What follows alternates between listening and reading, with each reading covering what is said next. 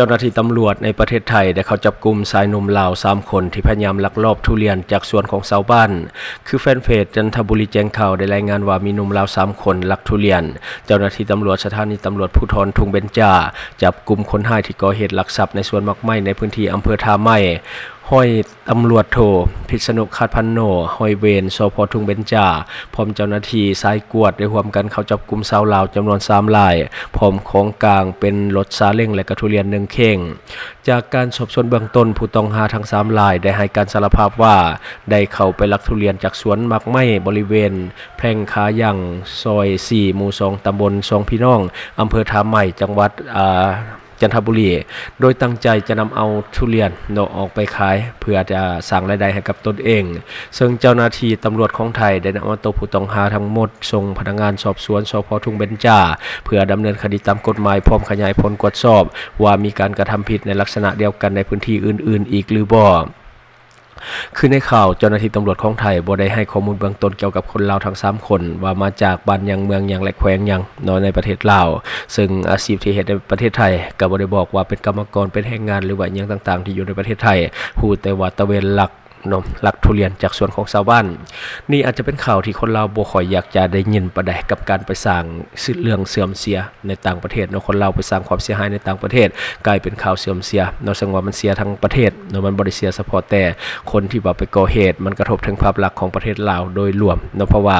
ข่าวของไทยเวลามันออกไปแต่ละครั้งมันก็จะค่อนข้างที่จะออกไปอย่างแพร่หลายเป็นวงกว้างบ่เฉพาะแต่ประเทศไทยที่ว่าเบิ่งข่าวประเทศลาวก็เบิ่งประเทศเมียนมาก็เบิ่งประเทศกัมพูชาแล้วก็ประเทศอื่นๆก็เบิ่งข่าวของไทยเช่นเดียวกันฉะนั้นเวลาคนเราไปสร้างข่าวที่เสื่อมเสียในต่างประเทศมันก็จะกระทบกับภาพลักษณ์ของคนลาวมันกระทบกับภาพลักษณ์ของแรงงานลาวด้วยที่ว่าเฮ็ดเวียกอยู่ในไทยในปัจจุบันนายจ้างของไทยอาจจะเกิดความระวัดระแวงและก็บ่เชื่อมั่นต่อแรงงานลาวได้เช่นกันเพราะว่ามันมีข่าวให้เห็น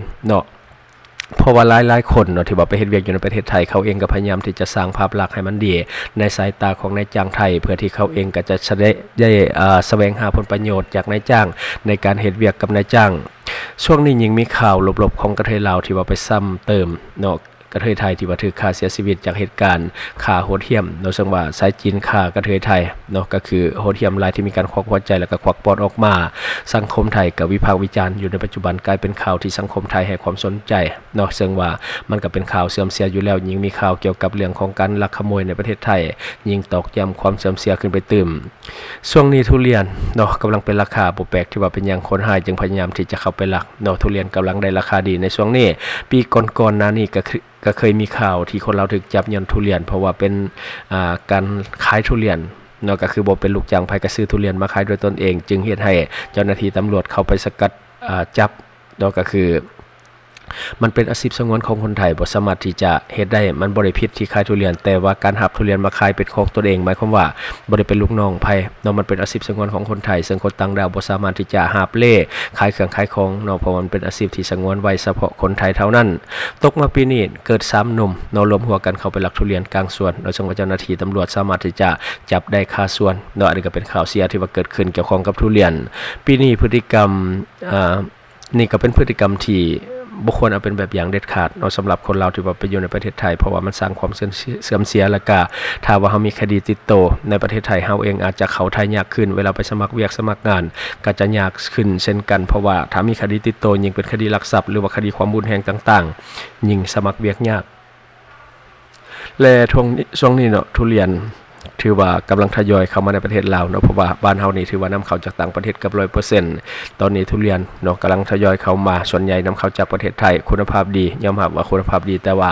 ราคาทุเรียนที่นำเข้าจากประเทศไทยก็ราคาค่อนข้างที่จะสูงสมควรแต่จะได้ก็ตามมันก็คุ้มเพราะว่าคุณภาพมันควบคู่กับราคาสำหรับทุเรียนภายในสปป.ลาวของเฮาถามว่ามีบ่มีคือกันเพราะว่าเฮามีการปลูกอยู่ในเขตภาคใต้ของลาวอยู่ในเขตภาคใต้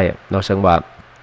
คุณภาพอาจจะยังบ่ดีปานใดเพราะว่าเป็นการปลูกแบบออร์แกนิกก็คือจะปลูกตามธรรมชาติมากก็บ่ค่อยใหญ่ปานใดภูก็บ่ค่อยใหญ่เช่นเดียวกันแต่ว่ารสชาติก็ค่อนข้างดีเพราะว่าเป็นออร์แกนิกแต่ว่าทุเรียนในลาวก็ยังมีน้อยคุณภาพก็ยังสู่สินค้าที่นำเข้าจากต่างประเทศบ่ได้ปานใด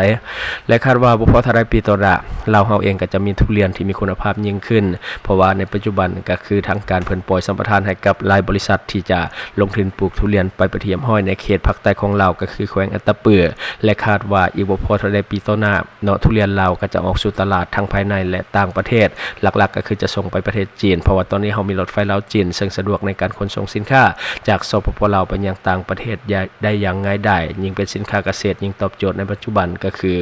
เขาจะต้องการเนาะเพราะว่าสินค้าในบ้านเรามันเป็นออร์แกนิกเนาะอันนี้ก็คือสิ่งที่เราอยากจะนำเสนออย่าลืมให้กำลังใจทีมงานของพวกเราโดยการกดติดตามช่องขอขอบใจ Subscribe my channel to support our team and watch more video.